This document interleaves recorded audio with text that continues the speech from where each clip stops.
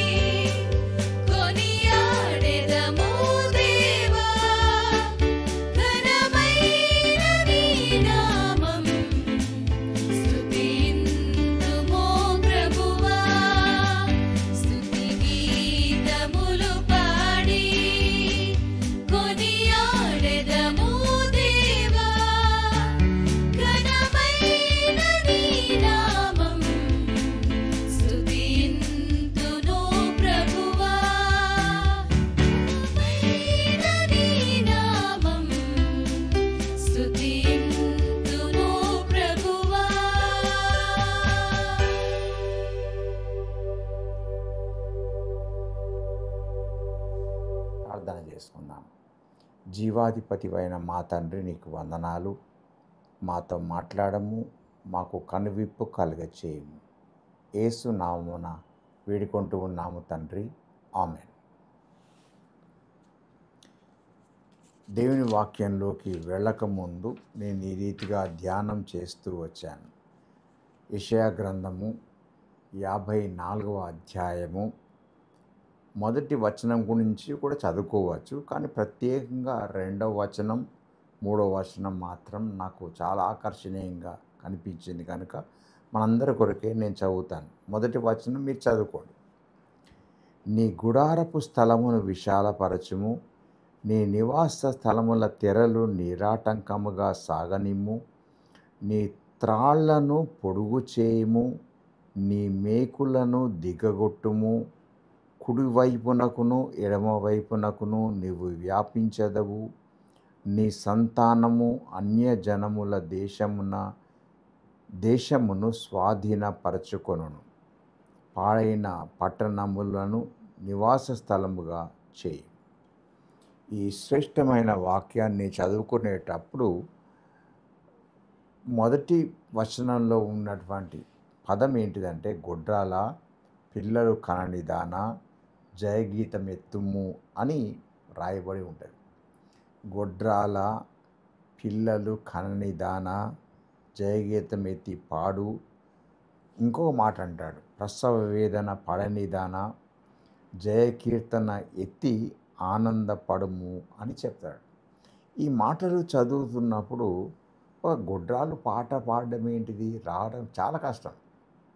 సావాసంలో పాడతారు కానీ ఒక గొడ్రాలు ఆ రోజుల్లో పాటలు పాడే పరిస్థితి లేదు. నేనేం అర్థం చేసుకున్నానంటే, ఈ వాక్యం చదువుతున్నప్పుడు ఒక మ్యారీడ్ వైఫ్, ఒక బ్యారెన్ వైఫ్, ఒక ఎగ్జైల్డ్ వైఫ్కి దేవుని మాటలు ఇలా ప్రబోధించబడుతున్నాయి. ఒక మ్యారీడ్ వైఫ్, ఒక బ్యారెన్ వైఫ్, ఒక ఎగ్జైల్డ్ వైఫ్కి దేవుని ప్రవచనం ఈ రీతిగా చెప్తుంది అని నేను అర్థం చేసుకున్నాను. కనుక దేవుని మాటలు వినిపించబడినప్పుడు singing is a sign of faith అని నేను గ్రహిస్తున్నాను. పాటలు పాడడం, దేవుణ్ణి స్తుతించడం, no children, no infant in our labs ఎక్కడ లేవు, కానీ ఒక జాయ్ఫుల్ సాంగ్తో నువ్వు పాడు అని ఒక వీడియోకి చెప్పినటువంటి మాటలు అవి నేను వింటూ ఉన్నాను. కనుక నేను అర్థం చేసుకున్నది ఏంటిదంటే, barrenness is not a barrier. గర్భం రాకపోవడము అనేది ఒక పెద్ద ఆటంకం కాదు, కానీ బ్యారన్నెస్ అనేది ఒక ఆశీర్వాదకరంగా దేవుడు ఇచ్చాడు, ప్రోత్సహిస్తున్నాడు అనేది నేను అర్థం చేసుకున్నాను. బ్యారన్నెస్ ఈజ్ నాట్ పర్మనెంట్, ఎప్పుడు ఉంటుంది అని అనుకోవడానికి వీలే. డివైన్ ఎక్స్పాన్షన్ కొరకు దేవుడు ఆమెతో మాట్లాడి ఇలా జరిగించు అని ఇశ్రాయేలు సంతతికి చెప్పినటువంటి మాటలను ఎక్స్పెక్ట్ మిరాకిల్, ఒక గొప్ప అద్భుతాన్ని నువ్వు ఎదురు చూడు, have faith, share it, pray for it అని దేవుని వాక్యాన్ని నేను అర్థం చేసుకున్నాను. కనుక బ్యారన్నెస్తో ఉన్నటువంటి ఆ స్త్రీ she can bring a change in her own community అని నేను అర్థం చేసుకుంటున్నాను. రెండవ వచనం నుంచి ధ్యానం చేసినప్పుడు నాకు తచ్చినది ఏంటంటే, మేక్ రూమ్ ఫర్ మోర్ అని నేను ఎందుకు నామకరణం చేసుకున్నానంటే, వాక్యంలో లిఖించబడిన వాక్యాన్ని చూచినప్పుడు అబండెన్స్ కొరకు నువ్వు ఇలాంటి పనులు చేయాలని దేవుడు మాట్లాడుతూ ఉంటాడు. God has unlimited supplies. ప్రార్థన చేసేటువంటి సెల్ గ్రూప్ వారికి, ప్రతి విశ్వాసికి నేను చెప్పే సలహా ఏంటిదంటే, ఇలాంటి స్థితిలో నీవు ఉన్నావు, సహవాసం ద్వారా ఎక్కడా ఏమీ లేదు, నీ ద్వారా ఒక ఆత్మీయ సహోదరిని, ఒక ఆత్మీయ సహోదరిని కన్నటువంటి దాఖలాలు ఎక్కడా లేవు. కానీ అపరిమితమైనటువంటి సంపద కలిగినటువంటి దేవుడు ఈ మాట మనందరితో చెప్తున్నాడు. ఎన్లార్జ్, స్ట్రెచ్, లెంథన్ అండ్ స్ట్రెంగ్థెన్ అనే మాటలు చెప్తాడు. అండ్ ఎలా చెప్తాడు దీంట్లో, విశాలపరచు, నిరాటంకంగా సాగనిమ్ము, పొడుగు చేయము, మేకులను దిగగొట్టుము అని 4-5 విషయాలు మాట్లాడుతూ ఉంటాడు. ఇవన్నీ అర్థం చేసుకోవడానికి నేను ప్రయత్నం చేస్తున్నప్పుడు మన ఫెలోషిప్ ఒక 100 కుటుంబాలతో కొత్తగా చేర్చబడితే 100 కుటుంబాలు మన సహవాసంలో చేరాలని మనం తపన పడితే, కృషి చేస్తే, ప్రార్థిస్తే, కన్నీరు కారిస్తే, బ్యారన్ మ్యారీడ్ వైఫ్తో, బ్యారన్ వైఫ్తో, ఎగ్జైల్డ్ వైఫ్తో దేవుడు చెప్పేదే ఇది.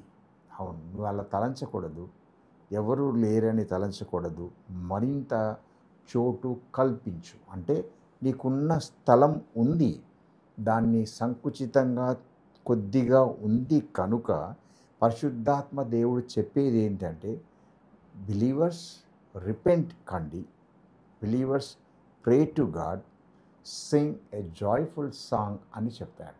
అవును, ఈ రోజుల్లో ప్రార్థన చేసేటువంటి ప్రతి సహోదరుడు, తల్లి ఈ పాటను నేర్చుకోవాలి. నా ద్వారా నా ద్వారా నా ద్వారా నేను శ్వాస, నా జీవితంలో నుంచి దేవుని శ్వాస ఆపివేయబడక ముందే బతికి ఉన్న టైంలో ఒక ఆత్మను ప్రభు దగ్గరికి నడిపించడానికి ఎలా చేయగలుగుతాను అని మాటను గురించి మనం ఆలోచన చేసుకోవాలి. దాని ప్రకారంగానే మనం ప్రార్థన చేస్తూ ఉండాలి. కనుక ఈ కార్యాలు సహవాసంలో ఒక చర్చ్ గ్రోత్కి, డైనమిక్ గ్రోత్కి దోహదపడుతుంది అనే విషయాన్ని జ్ఞాపకం చేసుకుంటున్నాను. ఓ Singh barren women. Lady, you are a married wife, you can sing. You are exiled life నుంచి విముక్తి పొంది నీ గుడారాన్ని ఇలా చేసుకోవచ్చు. మొదటి విషయం జ్ఞాపకం చేస్తాను. Enlarge your capacity for God. Enlarge your capacity for God. దేవుని కొరకై నీ సామర్థ్యాన్ని విశాలపరచు. దేవుడు నీకు చాలా అబిలిటీస్ ఇచ్చాడు, చాలా సామర్థ్యాలు ఇచ్చాడు. ఆ సామర్థ్యాలు నీ కుటుంబం కొరకు, నీ కుమారుని కొరకు, నీ కుమార్తె కొరకు వాడుకోవడం కంటే దేవుని పరిచర్య కొరకు, దేవుని కొరకు, రక్షణను ఇచ్చినటువంటి దేవుని కొరకు వాడుకోవడం ఎంత మంచిదో ఆలోచన చేసుకో. సామర్థ్యం దేవుడిచ్చినటువంటిది, అది నువ్వు సంపాదించుకున్నది కాదు. నీకు ఇచ్చినటువంటి ఈ కెపాసిటీ, స్పిరిచువల్ కెపాసిటీ దేవుడిచ్చింది. దేవుని కొరకే వాడమని వాక్యం మన జ్ఞాపకం చేస్తూ ఉంటుంది. రెండవ విషయం, stretch your capacity for God. దేవుని కొరకై నీ సామర్థ్యాన్ని విస్తరింపచేయి. ఎట్లా విస్తరింపచేయాలి? ఒకే విశాలపరచడం ఒక ఎత్తు, విస్తరింపచేయాలి అంటే person to person, person to person, person to person, ఎక్కడ అవకాశం దొరికితే అక్కడ నీకు ఇచ్చినటువంటి సోషల్ రెస్పాన్సిబిలిటీ చేత ఒక వ్యక్తి జీవితాన్ని తాకడం నేర్చుకుంటే చాలు. కొందరి జీవితాల్లో ఇప్పుడు కాకపోయినా మరుసటి రోజు ఇంకెప్పుడో నిన్ను చూచిన వారు, నీ మాటలు విన్నటువంటి వారు దాన్ని గ్రహించి నీలోకి, సహవాసంలోకి రావడానికి ప్రయత్నం చేస్తాను. మూడో విషయం జ్ఞాపకం చేస్తాను. లెంథెన్ యువర్ కెపాసిటీ ఫర్ గాడ్. దేవుని కొరకై నీ త్రాళ్ళు, నువ్వు వేసుకున్నటువంటి త్రాళ్ళను నిరాటంకంగా సాగించు. బాగా లాగు. టెంట్ వేసేటప్పుడు వాళ్ళు వేసే విధానం చూస్తూ ఉంటే తాళం బట్టికి పట్టుకొని లాగుతూ ఉంటారు, కడుతూ ఉంటారు. కింద ఉన్నటువంటి పిల్లెట్కి దాన్ని కట్టే విధానం చూస్తే, ఆ రాడ్కి చిన్నది నువ్వు పెట్టినటువంటి దాన్ని కట్టే విధానం చూస్తే ఆశ్చర్యపోతావు. ఆ విధానాన్ని గురించి నేను ఆలోచన చేసుకుంటున్నాను. ఎంతగా లాగాలి అంటే తాళ్ళు తెగిపోయేంత రీతిగా నువ్వు లాగాలి. అప్పుడే నువ్వు విస్తరించబడుతూ ఉంటావు. నువ్వు విశాలపరచుకోవాలి, విస్తరించబడుతూ ఉండాలి, పొడిగించుకోవాలి. దానికి రబ్బర్ లాగా ఏమీ ఉండదు. కానీ నీ ప్రార్థన ద్వారా అలాగా ఒక్కొక్క ప్రాంతంలో నువ్వు పని చేస్తే ఇలాంటి కార్యాలు జరుగుతాయనే వాక్యం మన జ్ఞాపకం చేస్తుంటుంది. Strengthen your capacity for God. నాలుగో విషయం, strengthen your capacity for God. బలోపేతం చేయి, స్ట్రాంగ్ చేయదాన్ని. వీక్గా ఉండిపోవడానికి వీల్లేదు. దేవుడికి ఇచ్చినటువంటి వాగ్దానము నీ జీవితంలో, మన జీవితంలో జరుగుతూ ఉంటున్నప్పుడు I have to change my thinking, way of thinking మార్చుకొని ఒక మిరాకిల్ని ఎక్స్పెక్ట్ చేస్తూ ఈ కార్యాలు జరిగించినప్పుడు you can draw in you can draw more families inside FBC faith baptist సహవాసంలోకి చాలామందిని తీసుకొని రాగలుగుతూ ఉంటారు. Don't limit it. నీ కెపాసిటీ, దేవునికి ఇచ్చినటువంటి సామర్థ్యం చాలా గొప్పది. దాన్ని ఎప్పుడు తక్కువ అంచనా వేసుకోడు. దిస్ ఇస్ అంతే అని అనుకోవద్దు. ఇంట్లో పరిస్థితులు వేరు, కానీ దేవునికి ఇచ్చినటువంటి ఆశీర్వాదం ఒక సండే కొరకు కాదు, కానీ తక్కిన డేస్ అన్నీ కూడా పనిచేయడానికి దేవుని కృపనిచ్చాడు. Sunday will gather together and worship together, అది చాలు. తక్కిన 6 దినాలు నీ కెపాసిటీని, స్పిరిచువల్ కెపాసిటీని దేవుని కొరకే ఎన్లార్జ్ చేయటం, స్ట్రెచ్ చేయటం, లెంతన్ చేయటం, స్ట్రెంగ్తన్ చేయడం నేర్చుకోవాలని మనవి చేస్తూ ఉంటున్నాను. అలాంటి ఆపర్చునిటీస్ దేవుడు ఇచ్చినప్పుడు గొప్ప కార్యాలు చేయడానికి దేవుడు చాలామందిని వాడుకున్న రీతిగా మనం చరిత్రలో చదువుకుంటాం. కనుక వాళ్ళు ఇలా జీవిస్తూ వచ్చారు. Make your life, make my life, I should make my life like a mirror. ఒక అద్దంగా మార్చుకుంటే చాలు, యేసుక్రీస్తుని ప్రతిబింబింపచేస్తాను. Make your life a letter, ఒక పత్రికగా మార్చుకో. కనుక లెట్ పీపుల్ రీడ్ ఇట్.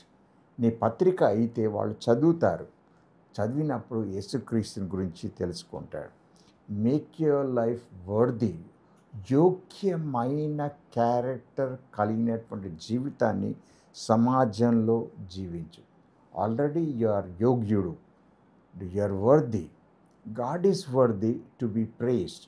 కానీ నీకు కూడా దేవుడు ఆ సామర్థ్యాన్ని ఇచ్చి నీ సమాజంలో ఉంచాడు. కనుక ఆ సమాజంలో ఒక ప్రత్యేకమైన జనంగా ఉండడానికి దేవుడు నీకు ఆ అబిలిటీని ఇచ్చాడు. కనుక stay on fire far God. ఎప్పటికీ కూడా stay on fire far God. దేవుడు అలాంటి నీ కార్యాలు జరిగిస్తుంటున్నప్పుడు రిచర్డ్ ఉమ్రన్ జీవితం నాకు జ్ఞాపకం వస్తుంది. ఆమె భార్య సబీనా జీవితం నాకు జ్ఞాపకం వస్తుంది. వాళ్ళు రొమేనియాలో ఉండి ఎంత శ్రమలు అనుభవించారో, కఠినమైనటువంటి శ్రమల ద్వారా వాళ్ళ జీవితాలు ఎంతమందిని జైల్లో బయటికి వచ్చిన తర్వాత ఎలా ప్రభావితం చేశారో ఒక ఆశ్చర్యం కలుగజేస్తుంది. అలాంటి శ్రమ మనకు రాలేదు, కానీ వాళ్ళు చేయగలిగితే నీవెందుకు చేయలేవు, నేనెందుకు చేయలేను, మనం ఎందుకు చేయలేము? ప్రశ్న వేసుకుందాం. ఏ ప్రాంతంలోనైనా చేయడానికి దేవుడు నీకు అబిలిటీని ఇచ్చాడు. కనుక ప్రస్తుతం ఉన్న నీ ఫెలోషిప్లో create more room for more people. దాని కొరకే ప్రార్థించండి, దాని కొరకే కన్నీరు కార్చండి, దాని కొరకే ప్రయాసపడండి. ఆఖరి శ్వాస పీల్చుకునేంత వరకు ప్రయత్నం చేస్తూనే ఉండండి. కనుకనే దేవుడు ఇచ్చినటువంటి వాగ్దానం మనలో నెరవేరడానికి కొరకై, married wife, you are a married wife, you are a barren wife, you are exiled wife అయినప్పటికీ నీకు ఈ ఆశీర్వాదం ఇస్తున్నాను. ఈ ఆశీర్వాదాన్ని సొంతం చేసుకొని నీవు అనేక మంది ఆత్మీయ పిల్లలను కనడానికి నీ గొడ్రాలు తనాన్ని తీసివేస్తాను అని వాగ్దానం చేసినటువంటి దేవుడు. ఇంకా చాలా కాలం మనం ఇలా బ్రతకడానికి వీల్లే. ఒక్క ఆత్మ నైనా ప్రభు దగ్గరికి తీసుకొని వస్తాను. కీర్తన పుస్తకంలో చాటించుడి అనే ఒక పాట మంచిగా, చాటించుడి చాటించుడి అని బాగా మంచి పాట. ఆ పాట పాడినప్పుడల్లా పాడడానికి వరకే ఉంచుకుంటాము, కానీ we have to proclaim it. దాన్ని ప్రజల మధ్యలోకి తీసుకొని రావటానికి మనం వెళ్తే చాలామంది ఇవి జరిగించుకొని వాళ్ళు లోపలికి రావడానికి ఇష్టపడుతూ ఉంటారు. కనుక don't limit your capacity in the fellowship. Enlarge it, stretch it and lengthen it and strengthen it with divine word.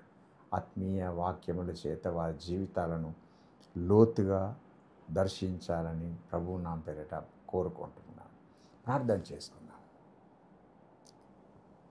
జీవం కలిగిన తండ్రి, నీకు వందనాలు. విన్నటువంటి వాక్యం వారందరి జీవితాల్లో, మా అందరి జీవితాల్లో ప్రభావితం చేయమని ప్రార్థిస్తుంటున్నాను. మా గొప్ప దేవుడో కనుక నీకు వందనాలనైనా.